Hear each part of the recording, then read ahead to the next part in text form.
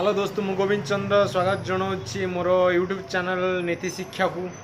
आम tiles business विषय में आपको कहबार टाइल्स विषय में जानवर था। तो ओडिशा रे जिते आम टाइल्स बिजनेस आरंभ करुचे आम भावुचे टाइल्स मार्बल बिजनेस कले आमको बहुत सारा पैसा दरकार, बहुत सारा पैसा आम एकाठी कर बिजनेस आरंभ करवा सेमती किछि नहीं। जितेबले मु आरंभ करी बहुत कम पैसा आरंभ करी आउ गोटे पर गोटे स्टेप चढ़ी आज मु जो मोर शोरूम बनई पूरा 1000 स्क्वायर फुट 1500 स्क्वायर फुट रे मु बनई पारिछि सेटा पुणी बहुत कम समय एवं बहुत कम दिन भितर